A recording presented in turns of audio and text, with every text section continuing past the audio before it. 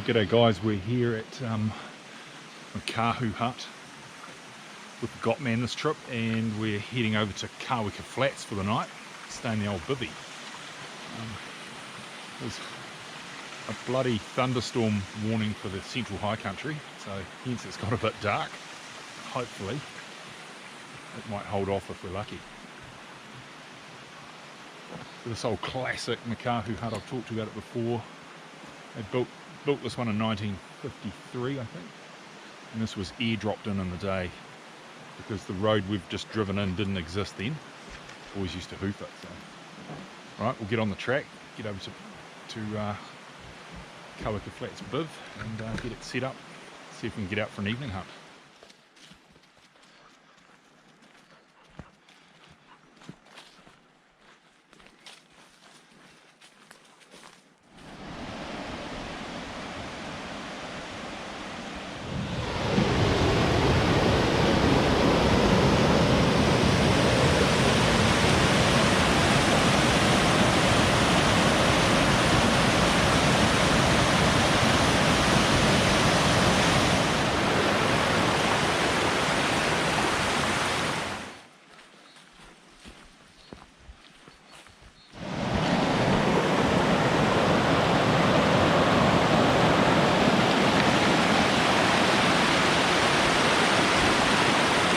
Good old thunderstorm now. We've had to get the old raincoats out. It's just starting to piss down. Some good thunderclaps. I haven't seen any lightning yet, but won't be far off.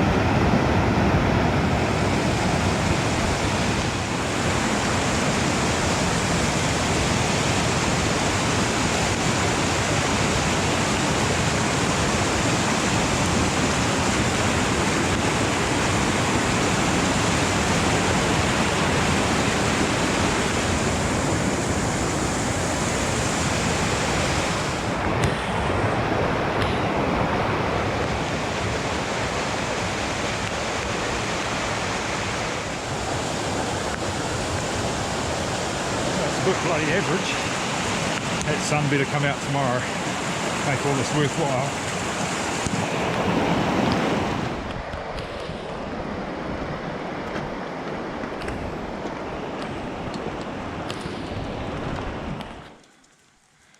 There we go.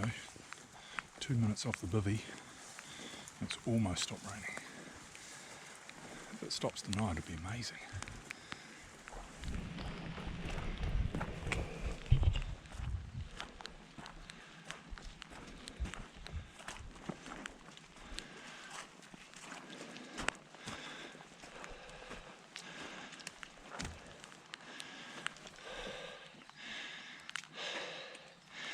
Well done.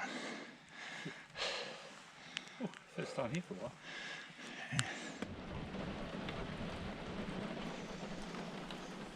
Well made bivvy.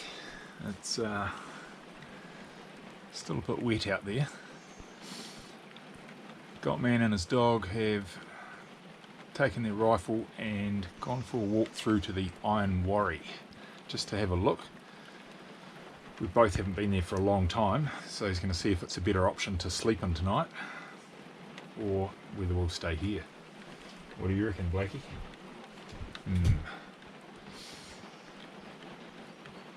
Unfortunately, the forecast was to rain right through till after dark tonight, and then it's meant to be a pearler morning. So in the morning, I'm hoping to climb up there to that trig and glass some faces up around there. I haven't stayed here since probably the early 1990s, so bloody long time ago. And I'd say hundreds and hundreds of young Sika hunters have cut their teeth staying at bloody Kaweka Flats Biv over the years, because it's kind of one of those safe places that you leave Makahu car park. It's only an hour or so to get through to here, and you're starting to get out and explore for yourself when you're sort of 16, 17, and this is one of the first places as a lot of young Hawke's Bay Sika hunters come to. Get squealed at in the scrub around here. They're lucky, really lucky to shoot one. And then as they get bigger and more adventurous, they start climbing that hill, which is Dicks Spur, and that'll take you all the way up to the tops and some lovely head basins, which if it's a nice day tomorrow we might be able to film.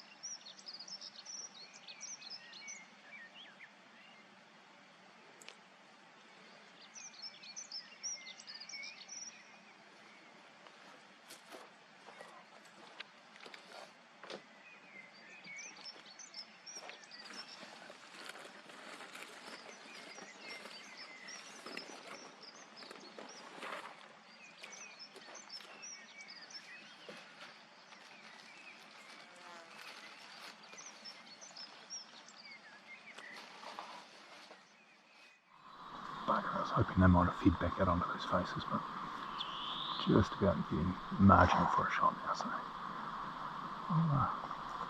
I'll back to the biv, see how the Gotman's got on. If he's had as much fun as I have.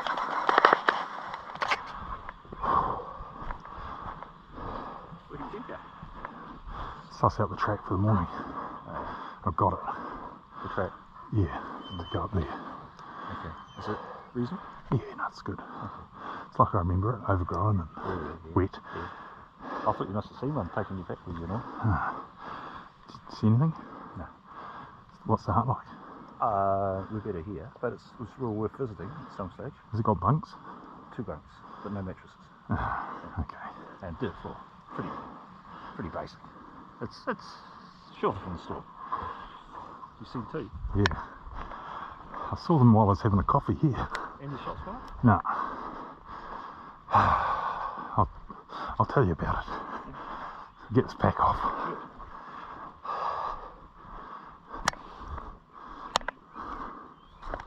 Sure. A gift from the gods. A gift from the gods. Jeez. Oh, I know. I thought you had them in the truck. I've got two in the truck too. Arr. Ooh, tied up dog.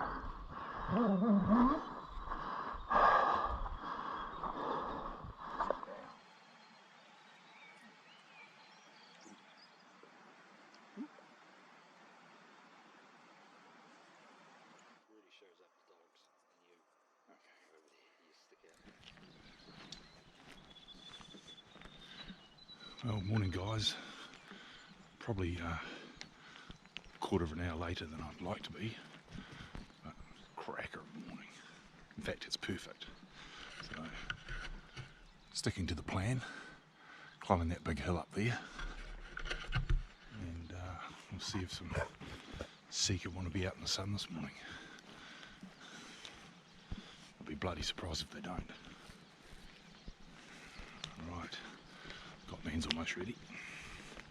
We'll see up the hill.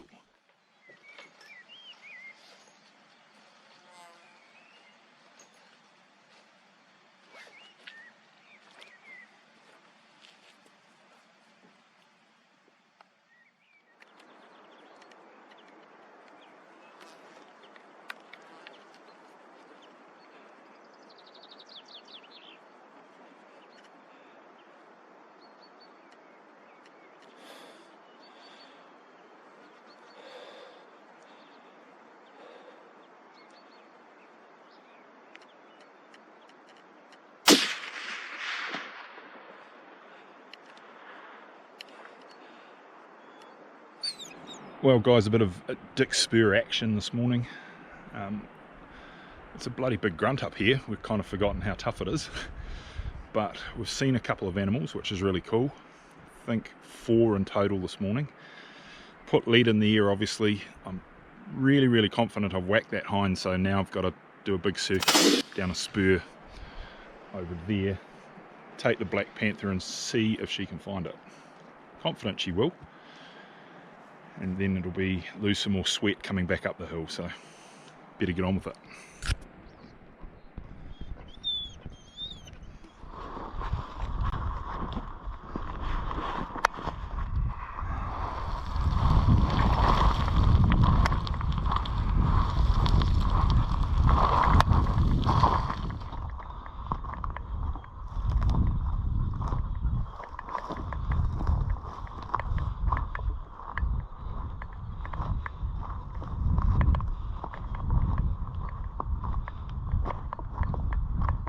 Well guys, it was looking good, it was promising.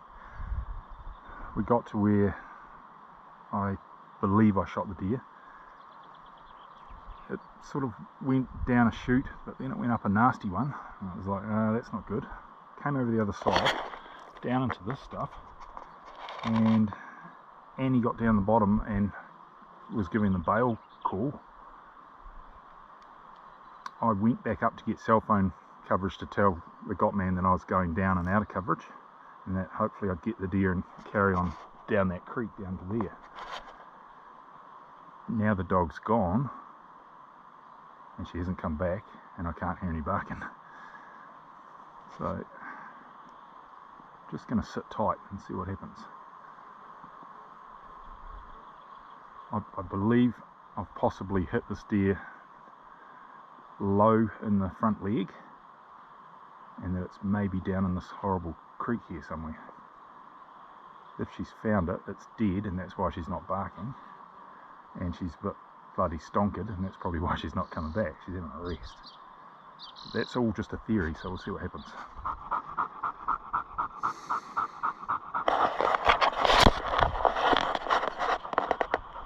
So now, as you can see, Doggo's returned. Doggo's a butcher's dog, so she's a little bit fat at the moment. Not an ideal peak condition for this country, but like myself. But I'm going to give her a decent 10-minute rest, and then we'll go wherever she wants to go, and hopefully there's a deer. So the Department of Conservation has an interesting policy where you're not allowed to use thermals in forest parks. Now, I can understand not using thermal scopes on rifles because that's where accidents could happen, but thermal handhelds are a different kettle of fish. Now, we've seen 4 deer this morning. How many others would we have seen if we could have used a thermal? Would we have doubled or tripled the numbers? So we've been trialling an infrared finder, and it's a small handheld. It's good out to 1298 meters. It's got a 600-yard range finder. It ticks a lot of boxes. Battery life's about 6 hours. It's so small you can carry it in your pocket, pull it out, have a look, you know. Why not have that tool in your toolbox on public land if it's going to increase your chances? It's not doing any harm to anybody. So that's something going forward that I believe DOC need to manage better and have a look at their policy. Rather than just a blanket ban, put some more thought into it. We'll show you how good this finder is when we hunt some private land. Right. I think Panther's had enough of a rest, so we'll continue the search, hopefully.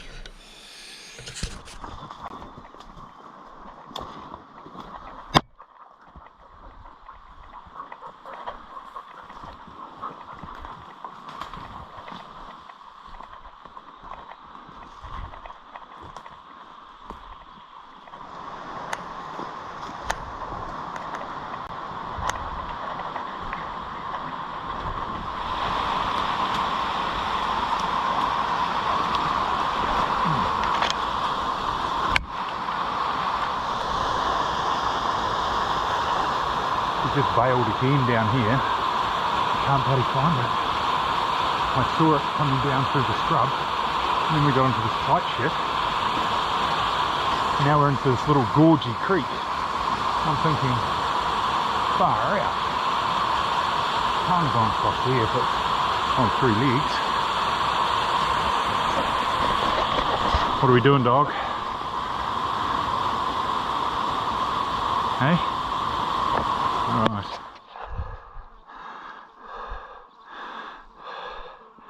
So I've just come down that spur there, down those clay pans. We had 2 bail ups down the bush over here, and then we lost it. Very frustrating. Not sure if it's the same deer or not. If it is the same deer, it's got a shitload of go in it. So there's a gorge creek down in here, down on the bottom of this, and it's bloody sheer drop-offs in places, so not the sort of place I wanted to fall down and break my leg. But I don't know how the deer got away. Anyway, try and find a way back to camp.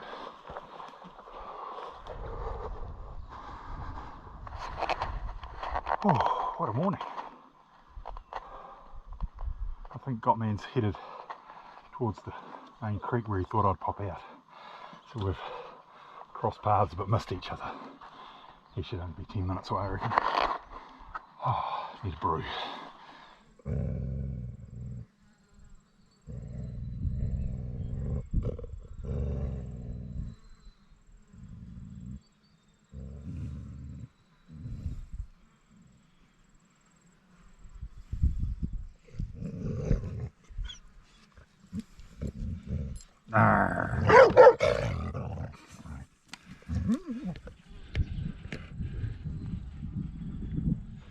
Right, that's Kaweka Flats done and dusted. Didn't quite get the result the boys were after. Sometimes hunting rolls that way. Trust me, it sucks. It hurts. We'll go and review the footage on the big screen, see what happened with that shot.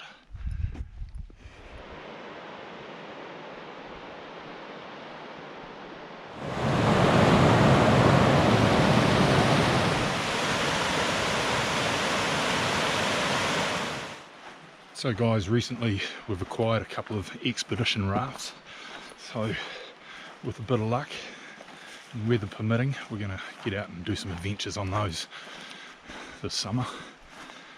Although we wouldn't have wanted a day like yesterday, a bloody hailstorm. It was amazing how quickly the little creeks came up. So you can imagine being on a big river and that happening. It could be a flood in no time. But anyway, watch this space and we'll try and get one of those adventures filmed soon.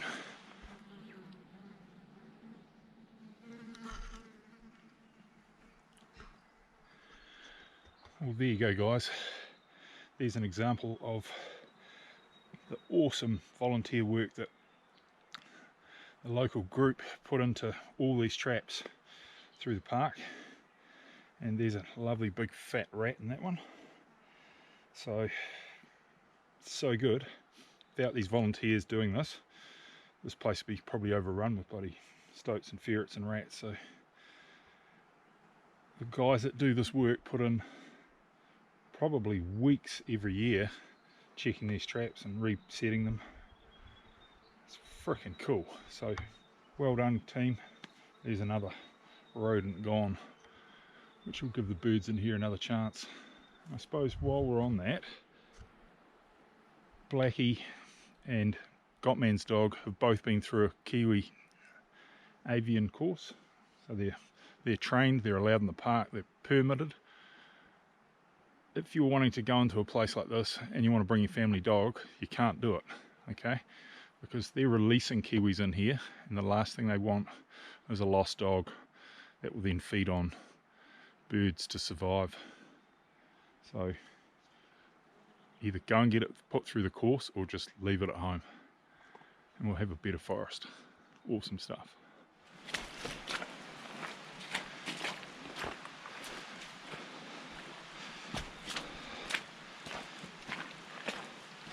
And back where we started. We'll see you on our next adventure.